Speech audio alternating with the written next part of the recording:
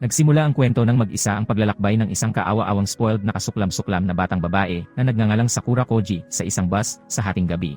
Naputol ang kanyang pag-isip tungkol sa pagwawakas sa buhay ng kanyang mga miserableng guro nang mapansin niya ang isang Giga Chat Ultra Instinct Goku sa di kalayuan mula sa kanyang bintana. Lumilitaw na parang sinusunog ng kakaibang hot guy ang mga aktwal na tao ng buhay gamit ang asul na apoy. Dahil sa gulat nito, agad na inihinto ng dalaga ang bus at sinundan ang hindi pangkaraniwang tanawin. Gayunpaman, sa kanyang pagtataka, ay wala siyang nakita sa lugar nang siya ay dumating. Iniisip din ng lokal na opisyal ng pulisya na si Sakura ay labis na nainom matapos siyang itapon ng kanyang kasintahan. Kinaumagahan, ang aming batang babae na si Sakura ay nagbaluktot sa ilang mga baguhan sa kanyang mga kasanayan sa Fire Martial Arts Dojo. Pagkatapos ay pumunta siya sa kanyang paaralan kung saan tila siya ang crush ng lahat at sikat sa pagiging champ sa lahat ng lugar. Pagkatapos ay nakilala ni Sakura ang kanyang matalik na kaibigan, si Aoba, na isang mahiyain ngunit medyo blonde. Pagkatapos noon ay binati nilang dalawa ang kanilang guro sa klase na si Miss Kanda. Ipinakilala sila ni Miss Kanda, at pagkatapos ay ang buong klase sa isang bagong transfer student na nagngangalang Agami Ray. Lahat ng iba pang mga babae ay naglalaway sa bagong hotshot na estudyante. Pero iba ang iniisip ni Sakura. Matapos titigan siya ng ilang minuto, napagtanto ni Sakura na siya rin ang lalaking nakita niya kagabi na gumagawa ng barbecue sa mga dumadaan. Pagkatapos ng klase, dumiretso si Sakura kay Agami at sinabi sa kanya na gusto niyang makipag-usap ng pribado. Habang ang aming babae ay nasa full FBA mode, iniisip ng mga tulala niyang kabatch na nagpo-propose siya sa kanya. Lahat ng maiingay na estudyante ay nagkukumpulan malapit sa lugar kung saan nag-uusap ang dalawa. Walang ideya kung ano talaga ang usapan.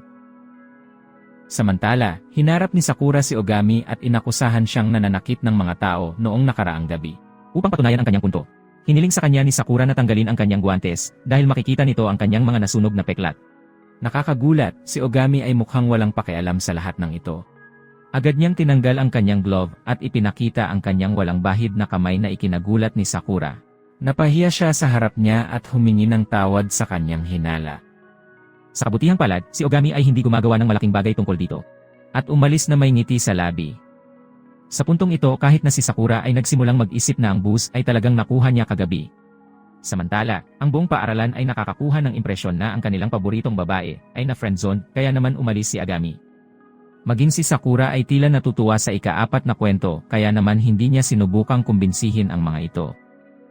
Pagkatapos nito, nananatili ang mga hinala ni Sakura tungkol sa Aogami. Dahil sa tingin niya, ay may itinatago pa rin ito sa kanya. Dahil dito, sinimulan siyang i-stalk ni Sakura kung saan-saan, at binabantayan ang lahat ng kanyang mga aktibidad. Ngunit ang murang bersyon ng Sherlock na ito ng Sakura ay naging napaka-creepy, kaya iniisip ng lahat na nahuhumaling siya sa batang lalaki. Pagkatapos ay binisita muli ni Sakura ang parehong lugar sa isang gabi, kung saan sa tingin niya ay nakita niya si Agami na nagsusunog ng mga tao. Paulit-ulit niyang tinatanong ang sarili kung nangyari nga ba ang nakita niya o hindi. Pagkatapos ay nilapitan siya ng isang cute na puting aso na palagi niyang pinapakain. As usual binibigyan siya ni Sakura ng pagkain. Ngunit pagkatapos kumain, ang aso ay agad na tumakbo sa isang tao sa malayo. Ang tao ay walang iba kundi si Agami. Nagulat si Sakura nang makitang kahit hindi gaanong mahilig sa tao ang aso, mukhang nagkakasundo siya kay Agami. Nagbibigay ito kay Sakura ng impresyon na si Agami ay maaaring hindi kasing sama ng iniisip niya sa kanya. Pagkatapos nito, sinabi ni Sakura kay Agami ang tungkol sa aso na ang kanyang amo ay isang taong walang tirahan na pinatay ng isang grupo ng mga goons na tinatawag na Falcon. Nagkwentuhan saglit ang dalawa at saka umalis. Lumipat ang eksena sa opisina ng punong ministro na nakikitang nakikipag-usap sa kanyang asistant tungkol sa paglalagay ni Ogami sa isang partikular na paaralan. Ipinahihiwatig nito na marami pa rin ang itinatago ni Ogami. Kinaumagahan, inanyayahan ni Aoba si Ogami na gumugol ng oras sa kanya at kay Sakura. Ngunit idinahilan niya na abala siya sa trabaho. Nang tanungin kung ano ang kanyang ginagawa, sumagot si Ogami na siya ay isang tagapaglinis ng basura. Pagkatapos nito, nakatanggap siya ng tawag tungkol sa kanyang araw na trabaho. Ngunit dinaluhan niya ito ng palihim na may malungkot na ekspresyon sa kanyang mukha. Sa tawag, tinanong si Ogami tungkol sa kung ano ang balak niyang gawin kay Sakura na sinagot niya na aalisin niya ito. Malapit na ang gabi at pinakain ni Sakura ang aso na mukhang hindi pangkaraniwang nagulat. Sa di kalayuan, napansin ni Sakura ang ilang biker boys na binubugbog ang isang broki. Ang pagkakita nito ay nagising ang Wonder Woman sa loob ng Sakura, at diretsyo niyang hinarap ang mga goons, na sinasabi sa kanila na tinawag niya ang mga pulis. Nang marinig ito, nagsimulang tumawa ang mga lolib na tila sila ang may-ari ng lungsod. Ito ay nang mapansin ni Sakura ang natatanging mga totoo ng gang at napagtanto na sila ang Falcon. Sinabi nila kay Sakura na ang ilan sa kanilang mga tao ay nawala sa parehong lugar ilang gabi ang nakalipas. Nagpatunog ito ng kampana sa loob ng ulo ni Sakura habang sinisimulan niyang ikonekta ang mga tuldok. Unti-unti niyang napagtanto na totoo ang kanyang mga palagay tungkol kay Agami. Habang ang Falcon ay nagsasalita tungkol sa mga taong nakita ni Sakura na sinunog ng buhay ni Aogami. Ngayon na gumagana sa turbo speed ang utak ng dalaga, sinimulan na niyang talunin ang mga goons gamit ang kanyang hindi kapanipaniwalang kasanayan sa martial arts. Gayunpaman, ang kanyang momentum ay nasira sa ilang sandali nang siya ay natikman ng isa sa mga goons. Ngayon sa kontrol ng sitwasyon, ang Falcon ay nagsimulang talunin ang mula sa Sakura. Ang eksena ay nagbabalik sa mga alaala ng pakikipaglaban ni Videl kay Ispopovich. Gayunpaman, ang aso ay biglang pumasok sa eksena habang sinusubukan niyang iligtas si Sakura. Ngunit ang kaawa-awang bagay ay nadaig ng makukulit na Falcon na sumipa sa kanya ng paulit-ulit na parang football. Ang aso ay nakahiga ng walang magawa habang ang kanyang mga buto at organo ay sumasakit ng husto. Biglang pumasok si Ogami sa eksena nang wala sa oras. Pinuntahan niya ang aso at sinubukang aliwin ito, ngunit napagtanto niya na malapit na itong mamatay. Sa halip na dalhin ang aso sa ospital, ginawa ni Agami ang hindi inaasahan, habang pinipilipit niya ang lig ng aso upang bigyan siya ng mabilis at walang sakit na kamatayan. Napatulala ito kay Sakura na hindi makapaniwala sa nakita. Pagkatapos nito, bumaling si Ogami sa isa sa mga lalaking Falcon na nagpasimula ng pag-atake sa aso. Inilagay ng ganid na si Ogami ang kanyang kamay sa mukha ng guon at literal na sinunog siya ng buhay sa loob ng ilang segundo. Ang eksena ay nakakatakot sa lahat ng nakakita nito at nagkaroon ng kumpletong katahimikan sa loob ng ilang segundo.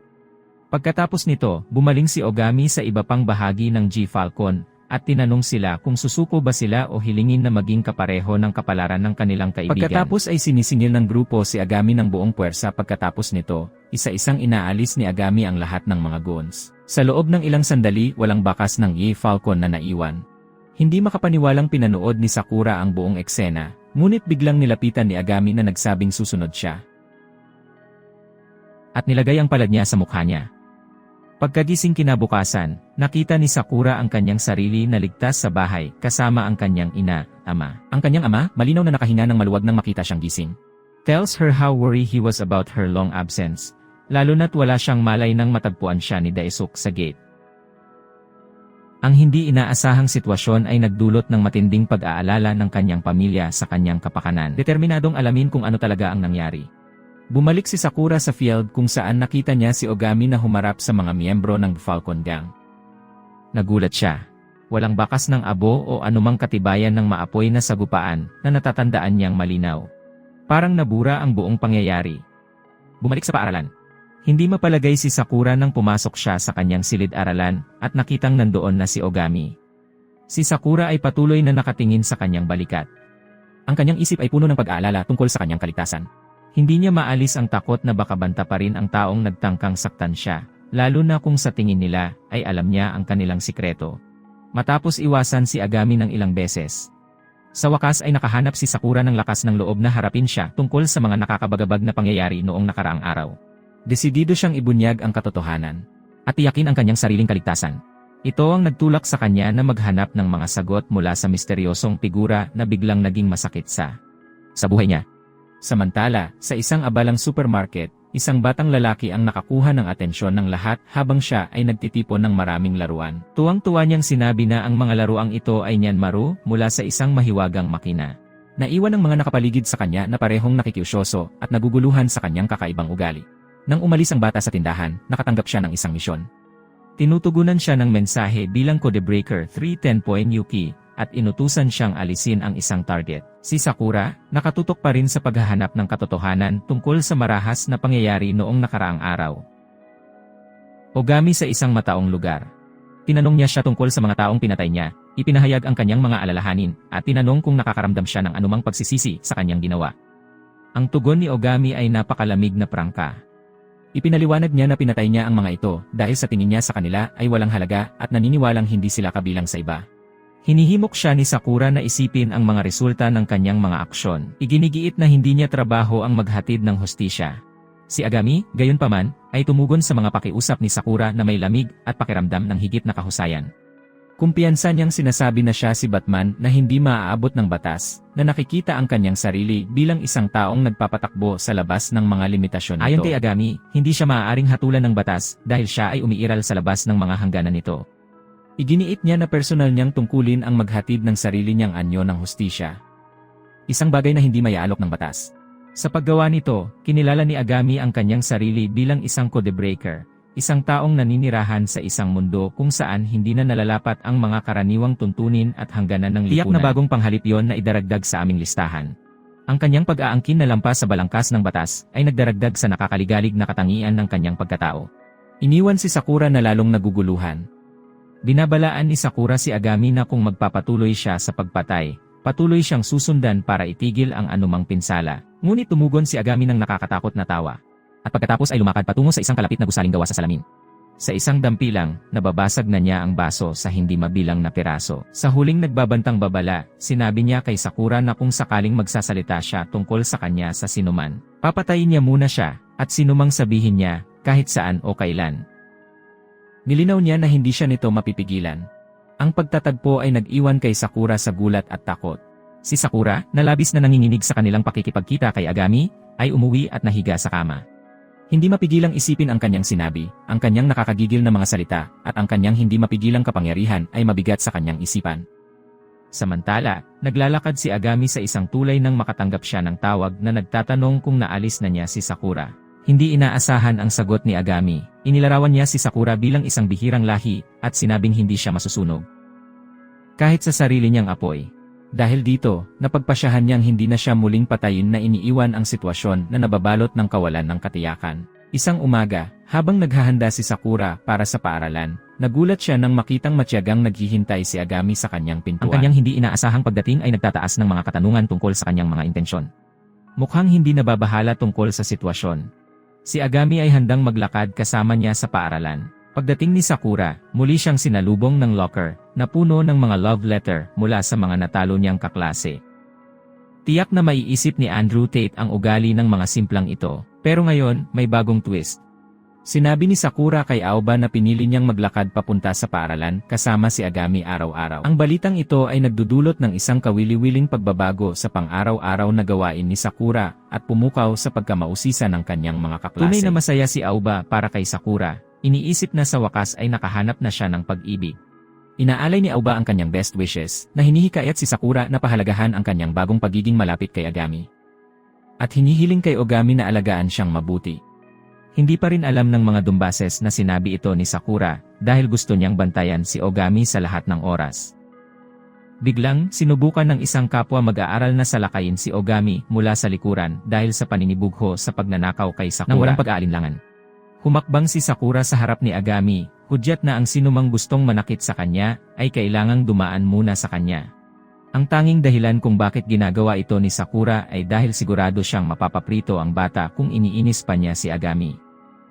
Habang magkasama silang naglalakad, nakasalubong nila si Fujiwara, isa sa mga junior students ni Sakura, na mukhang excited na makita siya. Gayunpaman, may napansin si Ogami sa mga mata ni Fujiwara, at halos katutubo, ipinatong ang kanyang kamay sa kanyang ulo, na nagpapahiwatig ng mas malalim na koneksyon o nakabahaging kasaysayan na hindi pa nabubunyag. Nang maglaon, naghihintay si Ogami sa rooftop ng paaralan at nakatanggap ng tawag na nagtuturo sa kanya na alisin ang ilang mga tao. Matapos tapusin ang tawag, nakita niya si Sakura na papalapit sa isang nakakagulat at banayad na kilos. Inalok siya ni Ogami ng isang tuta. Napag-alaman na ang tuta ay mula sa parehong aso na kinailangan niyang ilagay habang nakaharap kay G. Falcon. Masayang nagpasya si Sakura na kunin ito sa ilalim ng kanyang pangangalaga. Pagkatapos nito, nagpasya si Sakura na sundan si Agami sa lokasyon kung saan kailangan niyang hanapin ang kanyang mga target. Ngunit habang papalapit sila sa eksena, nakaramdam si Sakura ng tumataas na pakiramdam ng pagkabalisa. Napansin niya ang mga pulis na naroroon, nakikisalamuha sa mismong mga tao na dapat nilang hulihin.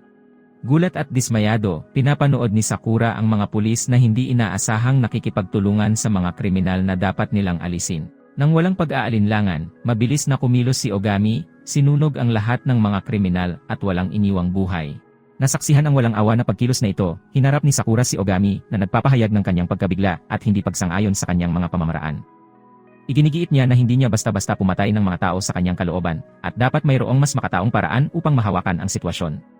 Bilang tugon, ipinagtanggol ni Ogami ang kanyang mga aksyon, na sinasabi kay Sakura na ang kanyang mga salita ay hindi makakarating o makakapagpabago sa mga taong ito. At kung minsan ang tanging paraan upang harapin ang mga ito ay sa pamamagitan ng paggamit ng kanyang mahihirap na pamamaraan. Ang mga pagkakaiba sa moral at etika sa pagitan ng Sakura at Agami ay napakalinaw sa puntong ito. Sinubukan ni Sakura na intindihin si Agami.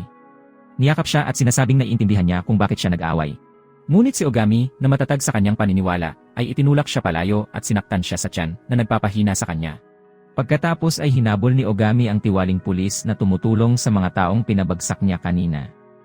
Sumakay sila sa isang habulan ng kotse at sinubukan ni Ogami na gamitin ang kanyang kapangyarihan para sunugin ang kotse ng opisyal. Gayunpaman, hindi inaasahang lumiko ang sitwasyon nang biglang lumitaw ang isang helicopter at lumabas ang isa pang codebreaker, si Toki. Pinasabog ni Toki ang kotse ng opisyal, habang si Agami ay kusang nakataka sa pamamagitan ng pagtalon palabas ng sasakyan. Pagkatapos nito, binati ni Toki si Ogami at mukhang magkakilala silang dalawa, sa pinakamataas na grupong gumagawa ng desisyon, na kilala bilang Iban. Ang mga taong may kapangyarihang higit sa normal na kakayahan ng tao ay binibigyan ng responsibilidad na gamitin ang kanilang mga natatanging kakayahan upang maalis ang masasamang puwersa na nagbabanta sa Earth. Kabilang sa mga ito ay si Agami, isang kilalang codebreaker na kinilala bilang Code 6. Kahit na siya ang pinakabagong miyembro ng bastos na grupong ito, napatunayan ni Agami ang kanyang kahalagahan sa matagumpay na pagkumpleto ng bawat misyon na ibinigay sa kanya. Ipinakita niya hindi lamang ang kanyang kakayahan, kundi pati na rin ang makabuluhang paglago na nakuha ang kanyang lugar bilang isang pantay sa nangungunang 5 kode. Ngayon, sa isang sandali na puno ng pag-asa at misteryo, isa sa mga respetadong hukom ang sumulong upang ihayag kung bakit tinawag si Agami. Ito ay nagiging malinaw na sila ay may isang espesyal na misyon sa isip para sa kanya. Isa na nangangailangan ng lahat ng kanyang pambihirang kakayahan. Ang target ng lihim na misyon na ito ay si Tabata Shigeru, isang kilalang politiko. Agad na lumabas ang kanyang imahe sa telepono ni Agami. Pagbibigay diin sa kabigatan ng gawain. Gayunpaman, ang nakakakuha ng pansin ni Ogami ay ang mahiwagang ugnayan sa pagitan ng politikong ito at may nagngangalang Hitomi. Sa seryosong tono, ipinaliwanag ng mga hukom na ang trabaho ni Ogami ay higit pa sa pagtanggal sa isang karibal sa politika. Kabilang dito ang pag-navigate sa komplikadong web ng mga relasyon at alyansa sa lihim na mundo. Ang pag-alam ng anumang posibleng link sa pagitan ng Tabata Shigeru at Hitomi ay isang mahalagang bahagi ng komplikadong gawaing ito. Sa isang matapang na hakbang, nagpasya si Ogami na itap muli ang kanyang psycho side. Lumipad siya patungo sa mga hukom na nagpakawala ng malakas na apoy na pumapalibot sa kanila. Ang gawang ito na nagpatama sa mga hukom ay isang malakas na mensahe na hindi siya ituturing na isang kasangkapan lamang. Hinihingi niya ang karapatang pumili kung tatanggapin niya ang misyon o hindi. Samantala, natagpuan ni Sakura ang kanyang sarili na gusot sa sarili niyang komplikadong sitwasyon. Madalas siyang nakikitang nakatambay sa harap ng gate, na ikinababahala ng kanyang mga magulang kapag tinatanong siya nito. Una niyang sinabi na kailangan niyang matulog sa labas bilang bahagi ng kanyang bagong pagsasanay sa mountaineering club. Ngunit sa lalong madaling panahon ay napagtanto niyang alam ng kanyang mga magulang kapag siya ay lalo na kapag tungkol sa iba. Habang naghahanda na siyang umalis ng bahay, nagulat si Sakura nang makita si Toki, isang binata na may makintab na gininto ang buhok na nakatayo kung saan karaniwang hinihintay siya ni Agami. Binati niya ito ng isang mainit ngunit nakakatakot na magandang umaga. Naguguluhan pa rin, tinanong niya kung sino siya, na interesado sa hindi inaasahang pagkikitang ito. Pagkatapos ay sinabi niya sa kanya na naroon siya upang kunin siya sa halip na si Ogami. Sa kanilang paglalakbay, nagbabahagi siya ng ilang nakakabagabag na balita kay Sakura. Ipinaliwanag niya na gumawa si Ogami ng ilang malalaking pagkakamali noong nakaraang araw, kaya naman hindi siya nakarating. Binanggit ni Toki na nagpapakilala sa sarili bilang Code 4 na si Ogami. Sino ang Code 6 ay kailangang bantayang mabuti ang pag-usisa ni Sakura tungkol sa lokasyon ni Agami kaya tinanong niya si Toki kung nasaan siya ngayon ay sagot ni Toki na sinasabing si Ogami ay malamang na napagalitan lamang ng kanyang mga nakatataas at maaaring maiyak na. Sa sandaling marinig ito ni Sakura, ang kanyang mga mata ay puno ng luha at nagsimula siyang umiyak para kay Agami. Pagkatapos ay sinubukan ni Toki na aliwin si Sakura, nangako na ibibigay sa kanya ang lahat ng impormasyong kailangan niya tungkol sa kanya. Nilinaw ni Sakura na ang talagang gusto niya kay Agami ay itigil niya ang kanyang trabaho sa pagkuha ng mga tao. Habang kasama pa si Sakura, sinabi ni Toki na mayroon siyang mahalagang ibabahagi na kinasasangkutan ng parehong Agami at siya. Pero bago pa siya makapagsalita, biglang sumulpot si Agami at sinipa si Toki. Mabilis at maliksi, madaling umiwas si Toki sa sipa. Nakatayo si Agami sa harap ni Sakura. telling her not to listen to what he thinks are Toki's empty words. Pagkatapos ay lumingon siya kay Toki, nagtatanong kung bakit siya nagpakita ng hindi inaasahan. Sinabi ni Toki kay Ogami na ang mga nakatataas ay may mga alalahanin tungkol sa trabahong itinalaga sa kanya ngayong gabi. Dahil dito, ipinadala si Toki para tulungan siya. Gayunpaman, ang pangunahing layunin ni Toki ay maghatid ng malinaw na mensahe na hindi dapat makibahagi si Ogami sa misyon ngayon. Tumugon si Ogami sa pamamagitan ng pagsasabi kay Toki na tumuon sa kanyang sariling kalusugan sa halip na mag-alala tungkol sa kanya. Umiinit ang sitwasyon at lumabas ang pagkadismaya ni Toki. Nauwi sa matinding away ang dalawang psychopath. Pumasok si Sakura at sinubukan silang pigilan. Habang nakatayo siya sa pagitan, napansin niya na ang mga mata ni Toki ay kahawig ng kay Fujiwara, na pumukaw sa kanyang mga pagdududa tungkol sa kanilang posibleng koneksyon. Pagkaalis ni Toki, nagpatuloy sina Sakura at Agami papunta sa paaralan. Nangibabaw ang pagkamausisa ni Sakura at nagsimula siyang magtanong kay Ogami tungkol kay Toki. Binalaan siya ni Ogami na hindi mapagkakatiwalaan si Toki at pinayuhan siyang huwag maniwala sa lahat ng sinasabi niya. Sa klase habang nagtuturo ang guro, lumipat ang tingin ni Sakura sa bintana kung saan niya nakita si Toki. Mabilis niyang sinabi sa guro na may sakit siya at hiniling na pumunta sa nurse. Sa halip na pumunta sa opisina ng nurse, nagpasya siyang tanungin si Toki kung bakit siya nasa paaralan niya. Sinabi ni Toki na nandyan lang siya para tuklasin ang paaralan, ngunit bago pa sila makapag-usap pa, pumasok si Agami na inakusahan si Toki na ng lilibak. Naputol ang kanilang pag-uusap nang makita ng isang guro si Toki na nakauniporme ng ibang paaralan at nagtanong tungkol sa kanyang presensya. Ipinaliwanag ni Toki na siya ay isang bagong estudyante sa isang paglilibot sa paaralan at dinala siya ng guro sa silid-aralan upang ipakilala siya sa lahat. Kasama sina Sakura at Agami. Sa oras ng tanghalian, ginamit ni Sakura ang pagkakataong tanungin si Toki kung paano niya mapipigilan si Agami sa pagsasagawa ng kanyang mga mapanganib na gawain. Ipinaliwanag ni Toki na ang mga codebreaker ay may malinaw na layunin at maaaring harapin o alisin ang mga banta batay sa mga utos mula sa kanilang mga superior. Nang maglaon, pagkatapos ng klase, tahimik na sinusundan ni Sakura si Ogami upang magtanong tungkol sa link sa pagitan ni Fujiwara at Toki. Sumagot si Ogami sa hindi malinaw na paraan na nagsasabi na ang mga codebreaker ay karaniwang hindi umiiral. At kung may pamilya si Toki noon, mabubura ang mga alaala nila sa codebreaker. Pagsapit ng gabi, nakarating sila sa kanilang nakaplanong lugar para sa operasyon. Ginagamit ni Toki ang kanyang magnetic powers para magbukas ng pinto at patayin ang alarm system. Namangha si Sakura sa espesyal na kakayahan ni Toki. Gayunpaman, ang kanilang misyon ay tumatagal ng isang hindi inaasahang twist kapag ang isang grupo ng mga tao na may espesyal na kapangyarihan. Iba sa codebreakers, nagpakita at nagsimula ng away kina Toki at Agami. Sa gitna ng matinding labanan, bumalot ang enerhiya ng kalaban, na mahalaga para sa pagpapagana ng kanilang mga espesyal na kakayahan, mauubos sa loob lamang ng ilang minuto. Sa pagharap sa problemang ito, mabilis silang umatras, na sinisisi ang kabiguan sa isang ESEC na eksperimento.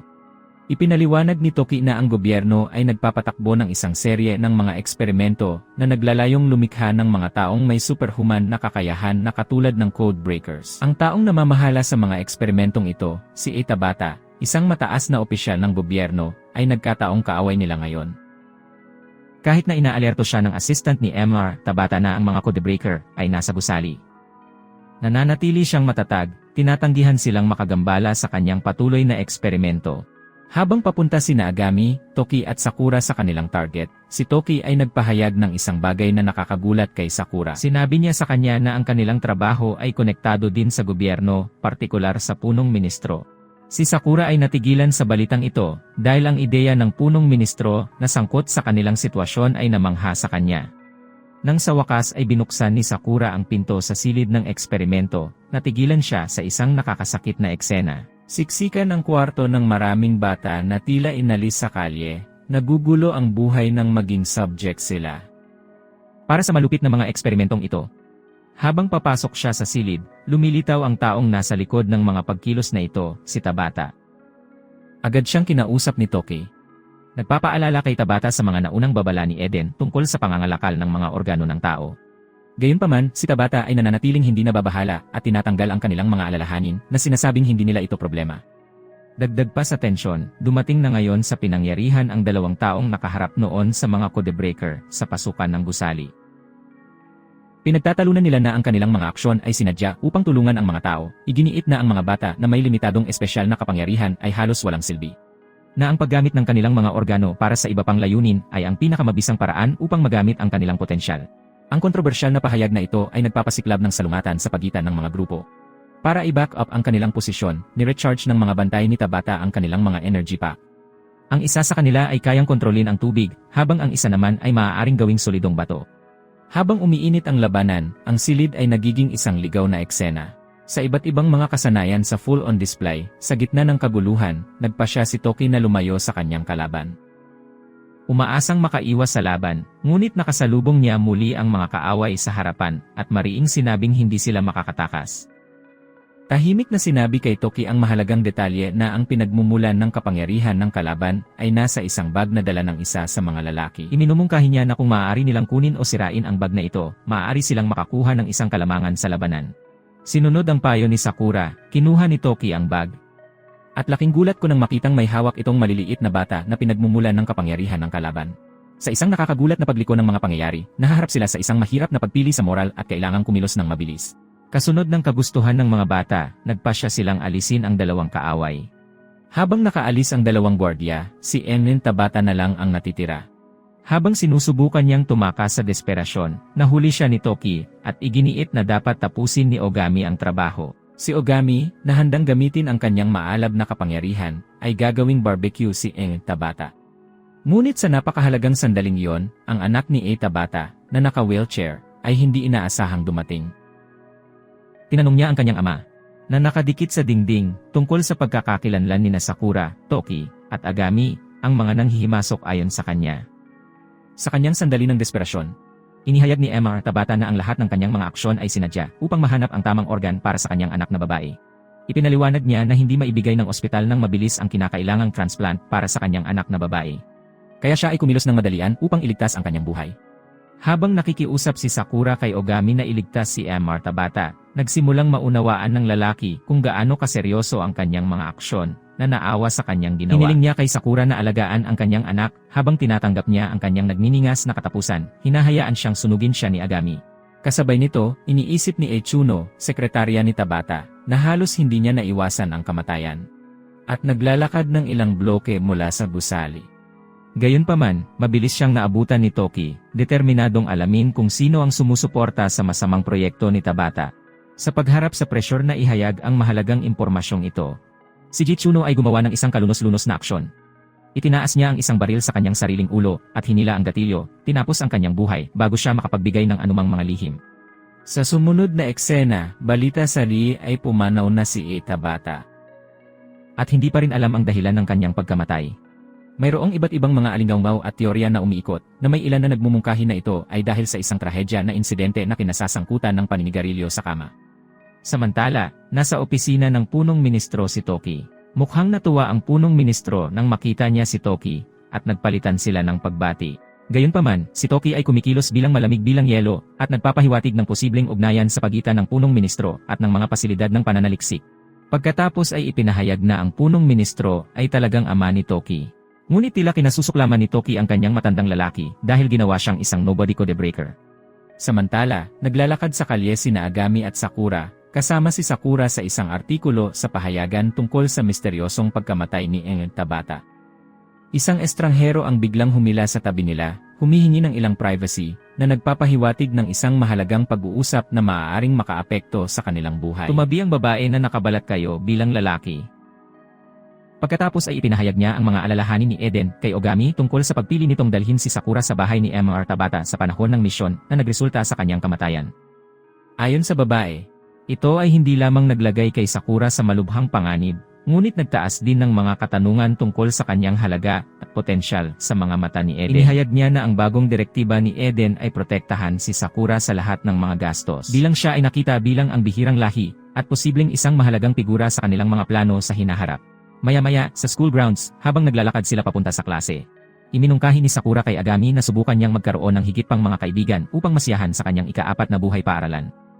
Lumantad ang reaksyon ni Agami.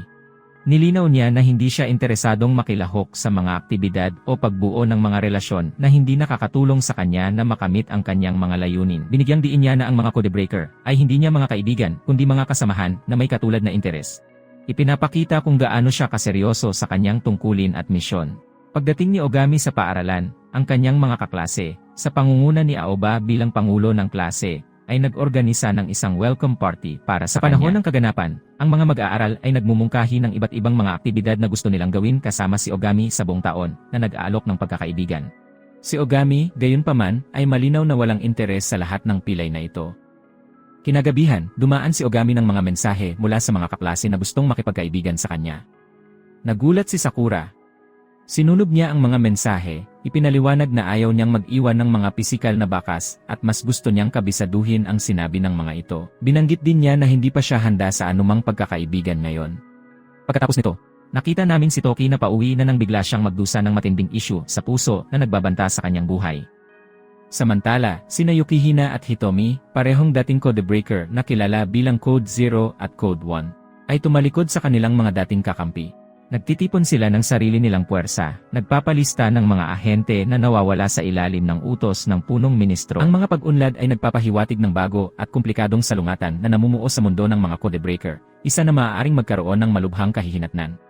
Pagsapit ng gabi, natagpuan nina Sakura at Agami ang kanilang mga sarili sa rooftop ng paaralan na nakakulong sa isang tensyon na standoff.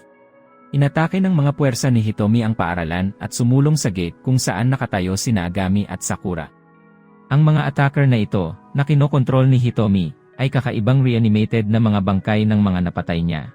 Habang kinakalaban ni Agami ang ilan sa mga undead na ahente, ipinahayag ni Sakura ang kanyang pag-aalala. Hindi pagsang-ayon sa kung paano niya pinangangasiwaan ang mga ito. Tumugon si Agami na patay na sila, at si Hitomi lang ang may kapangyarihang buhayin silang muli. Nagiging kakilakilabot ang sitwasyon nang magsimulang humina si Ogami habang nakikipaglaban sa walang tigil na pag-atake ng undead na hukbo ni Hitomi. Sa tamang panahon, pumasok si Miss Kanda. Gamit ang kanyang mga baril para patayin ang ilan sa mga reanimated na ahente na nagbibigay kay Ogami ng maikling sandali para makabawi. Ang break na ito ay nagpapahintulot sa kanya na habulin ang isang grupo ng mga ahente na ito na pumasok sa paaralan patungo sa kanilang silid-aralan. Pagkatapos ng mahabang pakikibaka, dumating si Yuki at ang iba pang mga codebreaker upang suportahan si Ogami sa patuloy na labanan. Lalong tumitindi ang laban habang nagsasama-sama sila para harapin ang nagbabantang-banta ni Hitomi at ng kanyang undead na hukbo. Matapos matagumpay na talunin ang mga reanimated na ahente ni Hitomi, maingat nilang inilipat ang isang nahihirapang Ogami sa isa sa mga silid-aralan. Pagkatapos nito, si Miss Kanda ay tumatagal ng ilang sandali upang ipaliwanag na si Ogami ay gumagamit ng kanyang mga espesyal na kakayahan kamakailan lamang na nagpapahina sa kanya. Tiniyak niya kay Sakura na karaniwan ito para sa mga taong may espesyal na kakayahan at tinitiyak sa kanya na ganap na gagaling si Agami sa loob ng isang araw. Nagdudulot ng ginhawa sa kanya. Nagtataka tungkol sa kabayanihan ni Miss Kanda, kinausap ni Sakura sina Heike at Yuki. Ipinahayag niya ang kanyang pagtataka nang malaman na si Miss Kanda ay isang codebreaker din.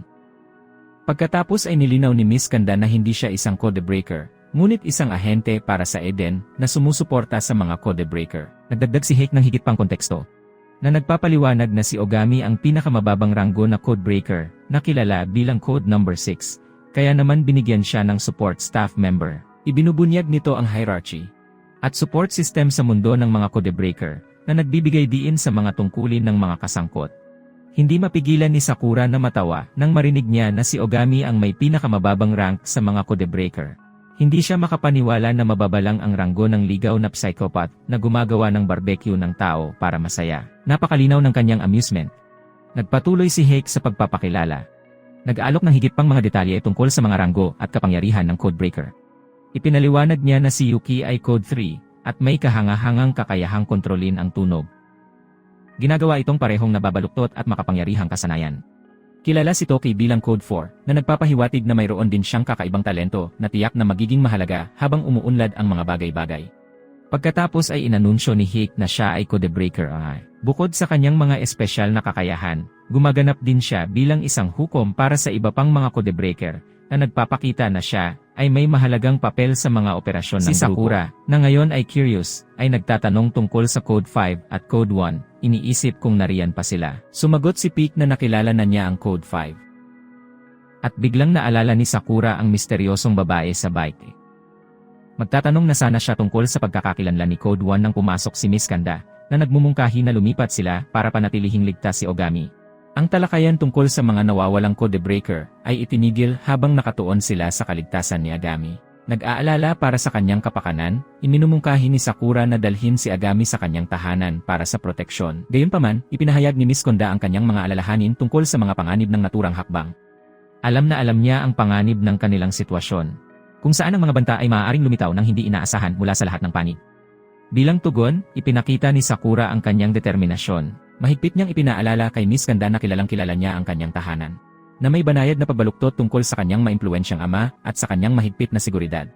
Ang kumpiyansa ni Sakura ay nagbibigay sa kanila ng katiyakan na kailangan nila upang magpatuloy sa kanilang plano. Magkasama, nagpasya silang dalhin si Ogami sa tahanan ni Sakura, kung saan matatanggap niya ang pangangalaga, proteksyon na kailangan niya upang mabawi. Pagkarating sa bahay ni Sakura, ibinahagi ni Miss Konda ang isang nakakaintriga na lihim sa grupo. Ipinahayag niya na siya ay anak ng pinuno ng Kizakura Gyumi Group, isang makapangyarihang organisasyon ng Yakuza sa Japan. Ang mga magulang ni Sakura ay nagtanong tungkol sa Ogami at sa iba pa, nang hindi ibinunyag ang alinman sa code break, Nay. Ipinaliwanag ni Miss Konda na nakipaglaban si Ogami para protektahan siya at ang iba pang mga estudyante sa paaralan noong araw na yon. Inalok ng mga magulang ni Sakura si Agami at ang kanyang mga kaibigan na manatili sa guest room. Kinagabihan, nakipag-usap si Heike sa medyo nalulungkot na si Toki.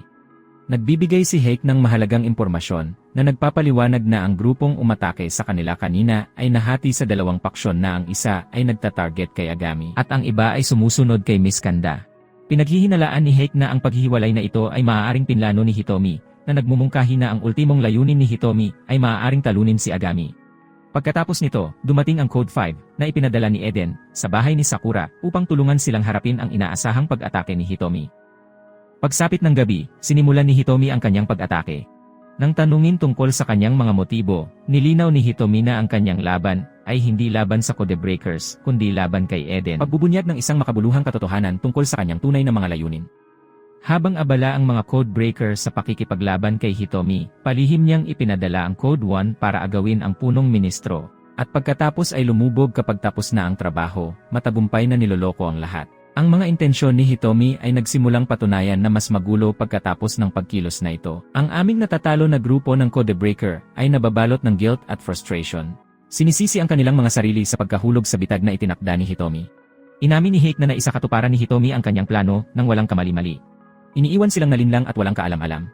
Si Toki, gayunpaman, ay kumuha ng isang hindi inaasahang posisyon na nagmumungkahi na hindi nila dapat subukang iligtas ang punong ministro. Inaalarma nito ang Code 5 na mahigpit na sumasalungat sa ideya ni Toki na nagpapaalala sa lahat na ang punong ministro ay kanyang ama rin. Sa kabila nito, naninindigan si Toki sa kanyang desisyon at tumanggi na maging bahagi ng anumang plano sa pagsagip na iniiwan ang grupo sa hindi pagkakasundo. Ang pagkakaisa ng grupo ay nagsimulang gumuho at ang isang pakiramdam ng kawalan ng pag-asa ay lumalaki sa kanilang loob dahil silang lahat ay hindi maaaring manatili sa parehong pahina. Samantala, ang labis na paggamit ni Yuki sa kanyang kapangyarihan ay humantong sa isang hindi inaasahang resulta dahil siya ay naging isang freaking pusa.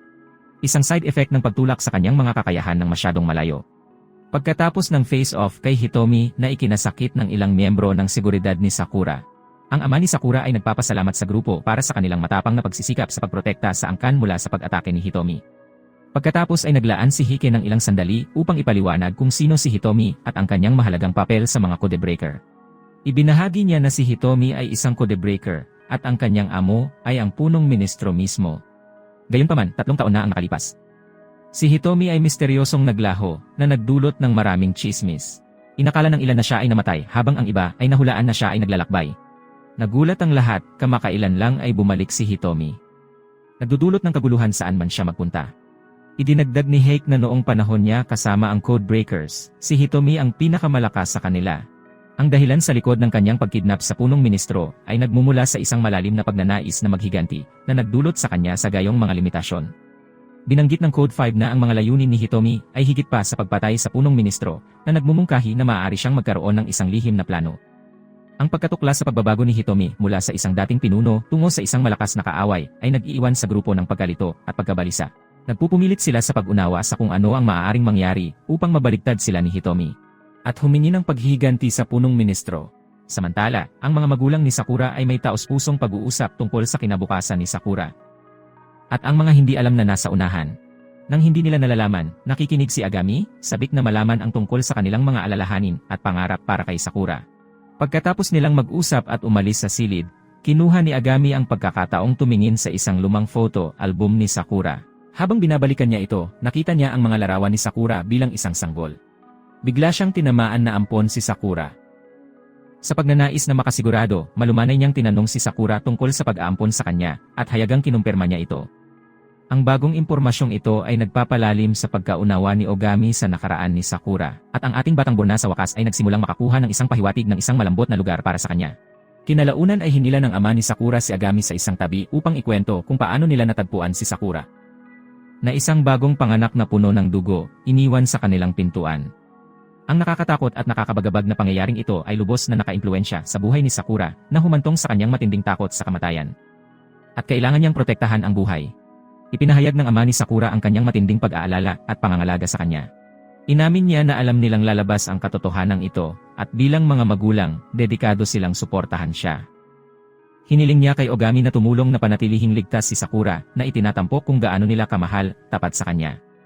Lumipat ang eksena kay Sakura na nadurog kapag nakita niya ang paghihirap ng mga miyembro ng security clan na tumatanggap ng medikal na pangangalaga. Si Agami, solid as always, comforts her, telling her not to focus on the negative. Inaako niya ang pananagutan sa nangyari, at sinabing kung sinuman ang dapat sisihin, dapat ay siya yon.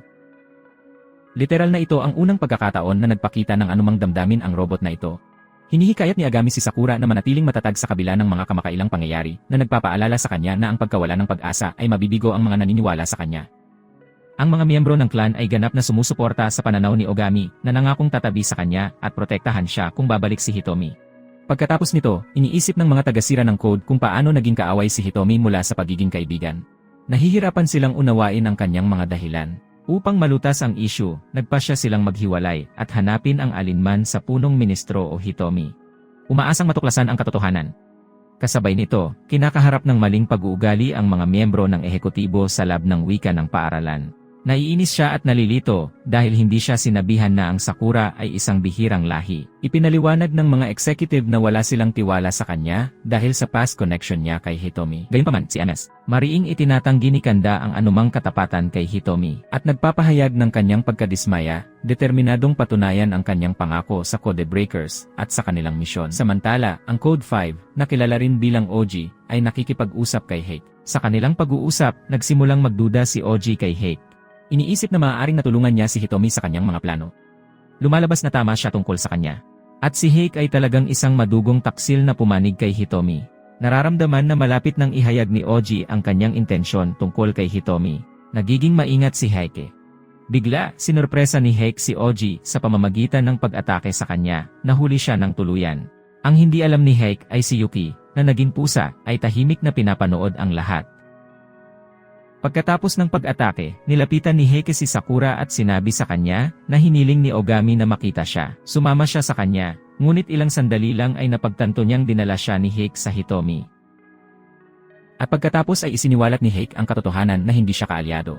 Gayunpaman, ang tunay na intensyon ni Hake at ang layunin ng pagpupulong na ito kay Hitomi ay nananatiling hindi malinaw, na iniiwan si Sakura sa isang walang magawa at nalilitong estado. Sa ibang lugar, nasa lansangan pa rin si Ogami, walang pagod na naghahanap ng mga pahiwatig tungkol kay Hitomi nang makatanggap siya ng tawag mula kay Miss Kanda. Sinabi niya sa kanya ang tungkol sa isang pagsabog na nangyari sa isang partikular na lokasyon. At pinaghihinalaan na maaaring sangkot si Hitomi. Ang pagsabog ay ikinasugat ng 24 na tao, at ang insidente ay nasa buong balita. Samantala, sa lihim na lugar kung saan gaganapin si Sakura, ang punong ministro, kinausap ni Hitomi si Sakura. Tiniyak niya sa kanya na wala siyang planong saktan siya, at ipinaliwanag niya na kinidnap niya siya para lang ilayo siya sa kanya. Ibinunyag din ni Hitomi na si Ogami ay inilipat sa kanyang paaralan sa ilalim ng utos ng mas mataas na otoridad upang bantayan siya. Ipinakita niya ito bilang isang paraan upang maprotektahan ang parehong mga codebreaker at magsilbi ng mas malaking layunin. Lumipat ang eksena kay Miss Konda na nagmamaneho ng kanyang sasakyan at malalim na iniisip ang mga aksyon ni Hitomi. At ang kabaitang nasaksihan niya mula sa kanya noong nakaraan. Nahihirapan siyang intindihin kung paano nagawa ng isang napakabait na tao ang ginawa niya at kumbinsido siyang may seryosong dahilan sa likod ng pag-ugali nito. Habang nagmamaneho siya, nakatanggap siya ng anonymous na mensahe sa kanyang telepono tungkol sa lokasyon ni Hitomi na nagdaragdag sa pagkaapurahan ng sitwasyon. Samantala, hinarap ni Heike si Hitomi tungkol sa pagsabog, tinanong kung ito ay bahagi ng isang mas malaking plano. Ipinaliwanag ni Hitomi na dahil lamang sa mayroon siyang Sakura, ay hindi nangangahulugan na lubos siyang nagtitiwala sa kanya. Pagkatapos ay tinanong niya si Heike kung paano niya ito nahanap ng napakabilis na nagpapahiwatig na maaaring sinusubaybayan siya ni Heike sa simula upang ipakita ang kanyang katapatan. Inihayag ni Heike na nakipag-ayos na siya kay Oji. Samantala, ang mga magulang ni Sakura ay nagiging mas nag-aalala kapag hindi siya umuwi, na humantong sa kanila na makipag-ugnayan kay Ogami para maibsan ang kanilang mga alalahanin. Tiniyak niya sa kanila na alam niya kung nasaan si Sakura at may plano siyang ibalik siya ng ligtas. Ngunit ang pagkaapurahan sa kanyang mga aksyon ay malinaw habang siya ay mabilis na tumungo sa lugar kung saan siya naniniwala na si Sakura ay, habang si Agami ay tumatakbo patungo sa lokasyon. Nakatanggap siya ng nakakabagabag na balita mula kay Yuki at Toki tungkol sa pangit na pagtataksil ni Heike. Desididong harapin ang bagong banta na ito. Sinusubaybayan ni Miss Kanda at Ogami si Heike kung nasaan si Hitomi. Pagdating nila, nahanap nila si Heike at ang sitwasyon ay mabilis na umakyat sa isang matinding labanan. Heike ay nagpapakita ng hindi kapani-paniwalang lakas. Madaling madaig pareho sina Toki at Agami. Sa gitna ng matinding laban, nakahanap si Agami ng paraan sa itaas kung nasaan sina Hitomi, Miss Kanda at Sakura. Ngunit ang naghihintay kay Agami ay isang nakakagulat na twist.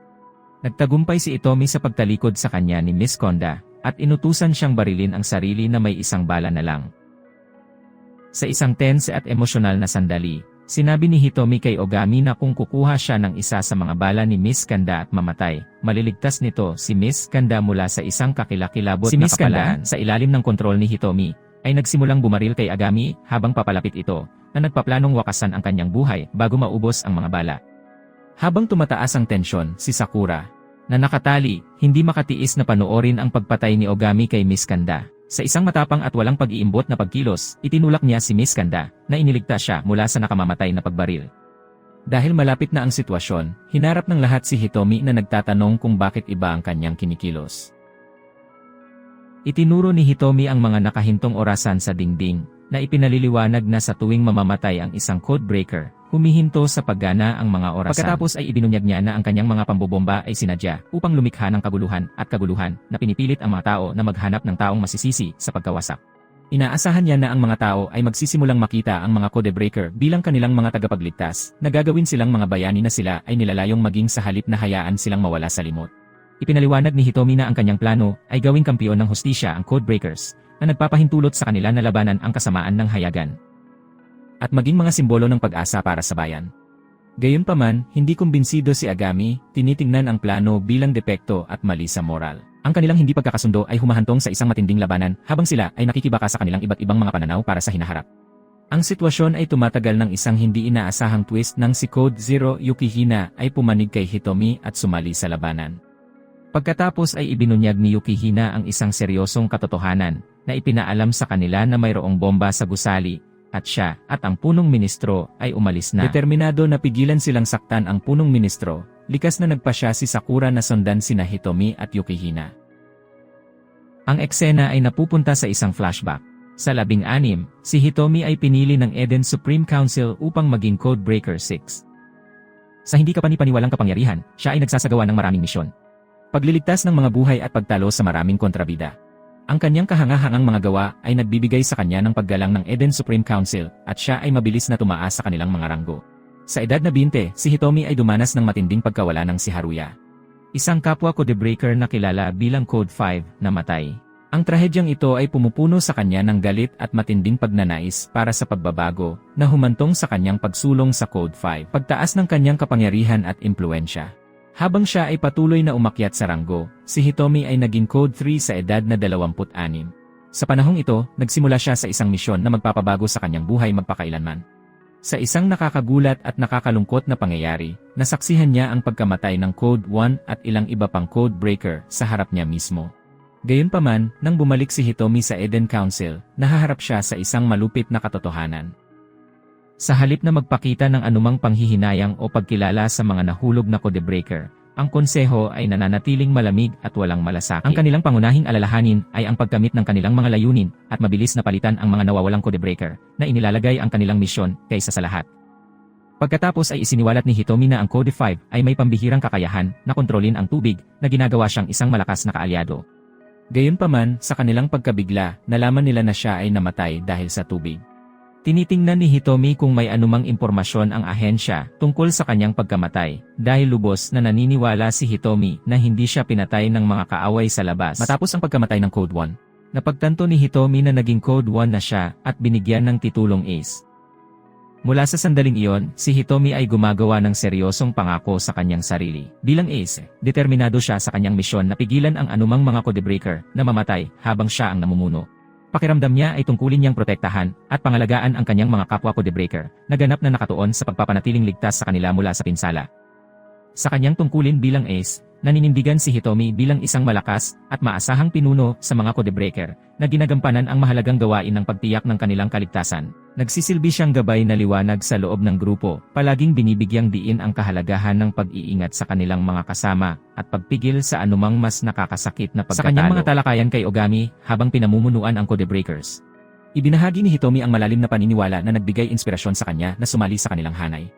Ipinaliwanag niya na ang kanyang likas na instincts ang nagtutulak sa kanya na ipagtanggol ang mga mahihina at itaguyod ang mga batas ng bansa na kadalasang hindi napapansin. Sinabi ni Hitomi kay Agami na patuloy niyang ipaglalaban ang mahina at walang magawa hanggang sa kanyang huling hininga.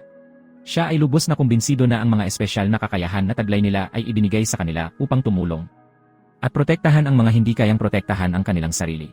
Pinapanatag niya si Agami, sinabi na kahit mamatay siya, hindi dapat mag-alala si Agami tungkol sa kanya dahil lagi siyang mabubuhay sa kanyang puso. Bilang tugon, binabalaan ni Agami si Hitomi na babalik ang lalaking muntik nang sirain ang lahat ng mga code breaker. Hinihimok niya si Hitomi na ipunin ang mga tagasira ng code upang harapin nilang lahat ang banta na ito ng sama-sama at ibagsak ang lalaki. Pagkatapos ng isang matinding labanan, nakontrol ni Hitomi ang kapangyarihan ng lalaki na pinipilit siyang ibaling ang sarili niyang kakayahan laban sa kanyang sarili na humahantong sa pagkamatay ng lalaki. Habang tinitingnan ni Hitomi ang mga nakalap na codebreaker, nakaramdam siya ng malalim na pakiramdam ng pagpapasya. Iniisip niya sa kanyang sarili na malamang na natagpuan na niya ang kupunan na hindi hahayaang mamatay ang mga codebreaker nang walang kabuluhan.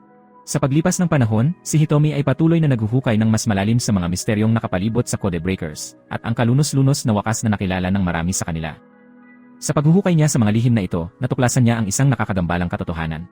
Kung mas madalas na ginagamit ng isang codebreaker ang kanilang natatanging kakayahan, mas mataas ang pagkakataon na mawala ang kanilang pakiramdam sa sarili sa paglipas ng panahon. Ang pagkawalang ito ay nabubuo hanggang sa huli itong humantong sa kanilang kamatayan, isang kalunos-lunos na kapalaran na tinatawag na Code N. Nang matuklasan ni Hitomi ang malagim na katotohanan ito, napuno siya ng galit, nagtatanong kung bakit itatago sa kanila ng Eden Council ang napakahalagang impormasyon. Ang kanyang desisyon na protektahan ang buhay ng mga codebreaker, lalo na ang mga kabataan at mahina, nagiging mas malakas pa. Dahil sa bagong determinasyong ito, nagpasya si Hitomi na harapin ang punong ministro, humihingi ng mga sagot at hustisya hindi lamang para sa mga bata kundi pati na rin sa lahat ng mga codebreaker. Bumalik ang eksena sa kasalukuyan kung saan dinala ni Hitomi ang punong ministro sa isang mataas na punto na matayog sa ibabaw ng lungsod at mula sa namumunong posisyon na ito, nakipag-usap siya sa buong bansa sa pamamagitan ng isang live na broadcast. Ibinunyag ni Hitomi na naglagay siya ng maraming bomba sa buong bansa na kumitil sa buhay ng humigit kumulang 50,000 mamamayan. Kabilang ang punong ministro sa matinding panganib ay nagbabala siya na walang paraan upang makatakas sa malagim na sitwasyong ito. Naghahagis ng anino ng takot sa buong bansa. Ang misyon ay umabot sa isang kritikal na punto, at si Hitomi ay nagtakda ng isang mahigpit na 1 oras na deadline para sa tagumpay nito. Gayunpaman, 46 na minuto na lang ang natitira. Ang mga unang bombang itinanim ni Hitomi ay sumabog, na nagdulot ng maraming kaswalti sa mga mamamayan ng Japan. Ang gravity ng sitwasyon ay nagiging mas malinaw. Sina Yuki, Toki, at Agami, ang natitirang mga codebreaker, ay nagkakaisa upang harapin ang mabigat na gawain ng paghahanap at pag-defuse sa mga natitirang bomba na nakakalat sa buong Japan. Ginagamit ni Yuki ang kanyang espesyal na kakayahan upang manipulahin ang tunog, na tinutulungan silang matukoy ang mga posibleng lokasyon ng bomba. Mabilis itong naging maliwanag na si Hitomi ay nagtago ng napakaraming bomba sa buong bansa, na nagpapakita ng isang malaking hamon para sa mga codebreaker. Na may humigit kumulang 1,500 mga bomba na hindi pa rin nakikita sa oras na nauubos, ang sitwasyon ay nagiging mas desperado. Samantala, ang ama ni Sakura, na nag-aalalang may sakit upang mahanap ang kanyang anak na babae, ay humingi ng tulong sa ilang mga teknisyan upang matunton ang kanyang kinaroroonan. Ang kanilang mga pagsisikap ay humantong sa kanila sa isang mataas na tower kung saan nakakulong si Sakura. Gayunpaman, sa lalong madaling panahon na pagtanto nila na mayroon ding bomba sa lokasyon ni Sakura na ginagawang lubhang mapanganib ang anumang pagtatangka sa pagsagip, at nagdaragdag ng isa pang layer ng kahirapan upang maabot siya ng ligtas. Nang masaksihan ni Yuki ang nakakasakit na damdaming resulta ng mga pagsabog ng bomba, determinado siyang kumilos kaagad. Inutusan niya sina Toki at Miss Kanda na magsama sa Seirai Towers, kung saan maaari silang mag-alok ng tulong sa mga nangangailangan. Samantala, pinangako ni Yuki ang kanyang sarili na harapin ang mga bombang nakakalat sa buong bansa, na hinihimok ng isang malakas na pagpapasya na pigilan ang anumang mas inosenteng buhay na mawala. Pagdating nila sa Skyway Tower, parehong nabigla sina Hitomi at Heike nang matuklasan na nakapasok na si Ogami sa gusali. Ipinahayag ni Yuki ang kanyang intensyon na pigilan si Agami, ngunit si Hitomi ay matatag sa kanyang desisyon na harapin si Agami ng mag-isa.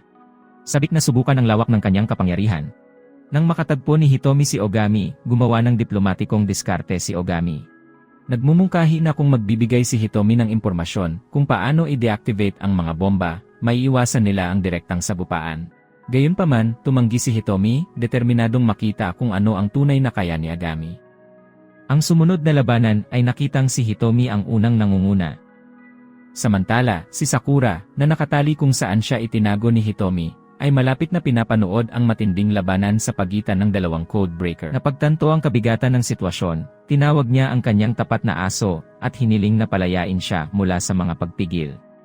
Samantala, si Agami, pagod na sa mahaba at matinding labanan, ay umabot sa punto ng pagkahapo. Sa mahinang estadong ito, nakiusap siya kay Hitomi na ipaliwanag ang dahilan sa likod ng kanyang mga aksyon. Desperadong naghahanap ng kasagutan para sa kaguluhan at pagkawasak na dulot niya. Si Hitomi, na mahina rin, ay nagsimulang magbukas tungkol sa nakaraan na nagtulak sa kanya sa puntong ito. Ipinaliwanag niya na minsan ay nilapitan niya ang punong ministro sa isang simpleng kahilingan upang payagan ang mga codebreaker na kilalanin at tanggapin ng mundo. Ngunit ang reaksyon ng punong ministro ay hindi ang inaasahan ni Hitomi. Sa halip na pagbigyan ang kanyang hiling, inutusan ng punong ministro ang kanyang mga ahente na patayin si Hitomi. Nahaharap sa pagtataksil na ito, natagpuan ni Hitomi ang kanyang sarili sa isang nakamamatay na sitwasyon at kailangang lumaban upang mabuhay. Nagulat si Hitomi nang magpasya si Eden na suportahan ang pinili ng punong ministro. Dahil dito, pinatalsik nila siya sa codebreakers. Binigyang diin niya na ang kanyang pangunahing layunin ay ilantad lamang ang pagkakaroon ng mga codebreaker sa mundo. Gayunpaman, ang pagtanggi ni Eden na sumang-ayon sa ideyang ito ay tinawag na siya ngayon bilang isang kriminal sa kanilang mga mata. Habang malalim na nagninilay-nilay si Hitomi sa kanyang mga aksyon at motibasyon, nauunawaan niya na ang pagbabago sa organisasyon ng Eden mula sa loob ay mangangailangan ng panggigipit mula sa mga puwersa sa labas. Ang kanyang determinasyon ay hinihimok hindi lamang ng isang pagnanais na tulungan ang mga codebreaker, kundi pati na rin ng isang malalim na pagmamalasakit sa mga batang may espesyal na kakayahan. Ang mga batang ito na minsang ihiwalay at ihiwalay ng gobyerno, sa kalaunan ay dinadala sa hanay ng mga codebreaker. Nangangamba si Hitomi na kung mananatili sa ilalim ng kontrol ng gobyerno ang mga batang ito, gagawin silang mga makinang walang emosyon. Walang emosyon, si Hitomi ay hinihimok ng malalim na kahulugan ng layunin. Determinado siyang tiyakin na hindi sila gagawing walang emosyon na mga kasangkapan para sa estado. Nang ipaliwanag ni Hitomi ang kanyang mga dahilan, hindi sumang-ayon si Sakura na naging mahirap ang kanyang mga pamamaraan. Ngunit iginiit ni Hitomi na ang kanyang diskarte ay ang tanging posibleng paraan upang magkaroon ng pagbabago sa loob ng Eden Organization at makamit ang kanyang mga layunin.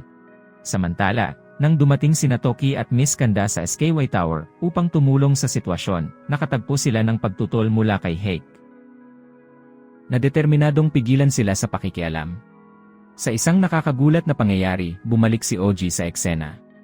Mukhang nabigo si Heike sa pagpatay sa kanya, at ngayon ay handa na siyang sumali sa aksyon. Sa kanyang pagbabalik, agad niyang hinarap si Yukihina.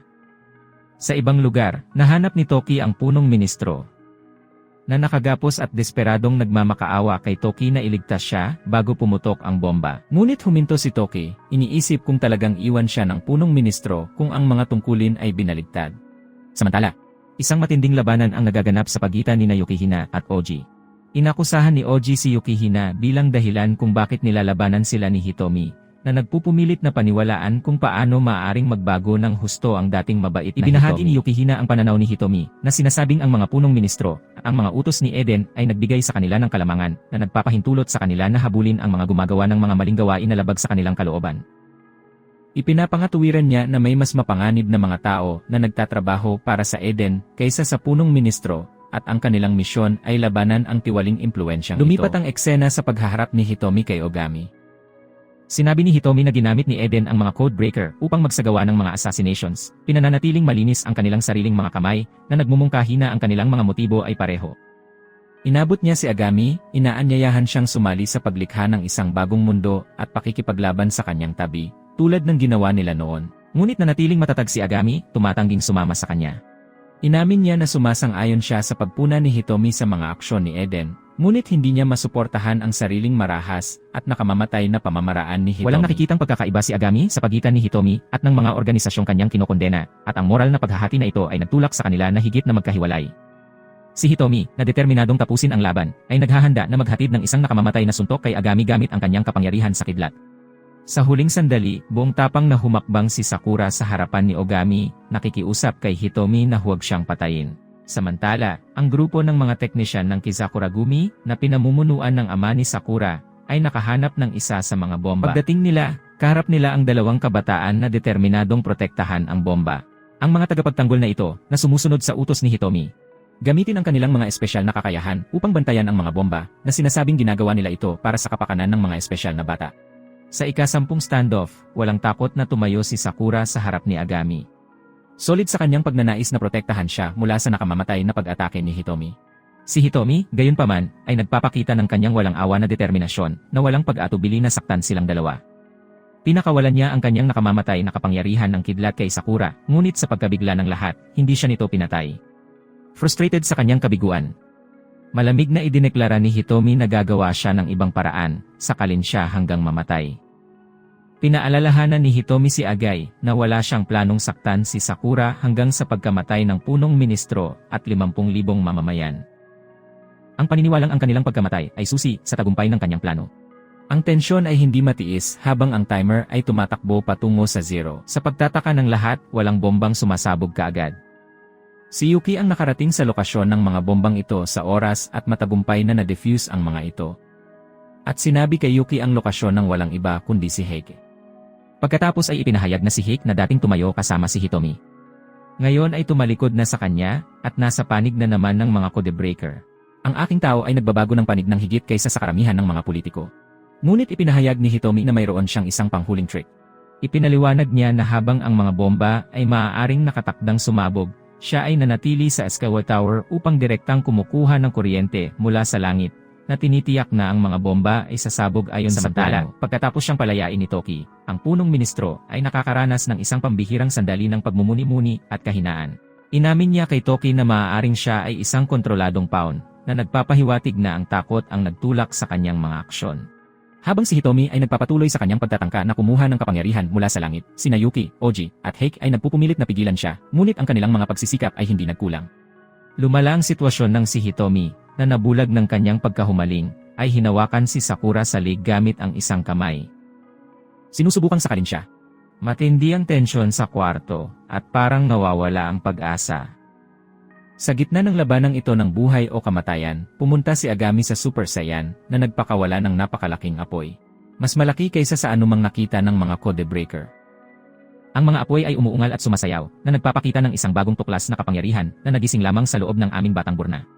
Sa pagmumuni-muni sa nakaraan, naalala ni Hitomi noong sinasanay niya si Ogami sa mga diskarte sa pakikipaglaban bilang bagong miyembro ng codebreakers. Noon, idiniin niya ang pangangailangang manatiling alerto hanggang sa tuluyang matalo ang kanilang mga kaaway. Noong panahong iyon, matalik silang magkaibigan.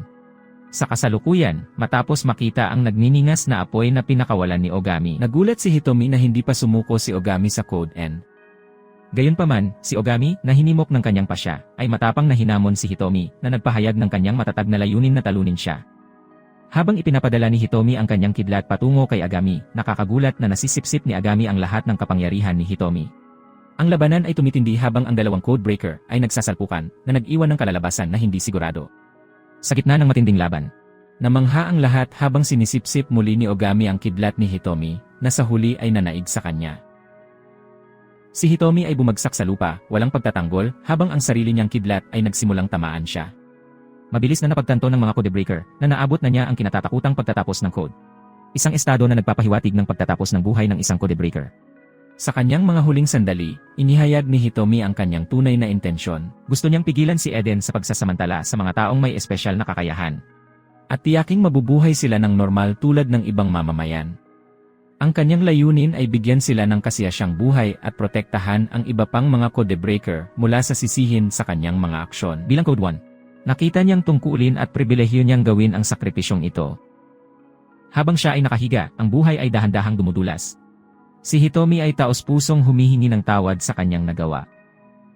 May matinding panghihinayang sa kanyang mga mata. Tinatawag niya ang bawat isa sa kanila sa pamamagitan ng pangalan na nagbabahagi ng taos-pusong mga kaisipan tungkol sa mga katangiang hinahangaan niya sa kanila.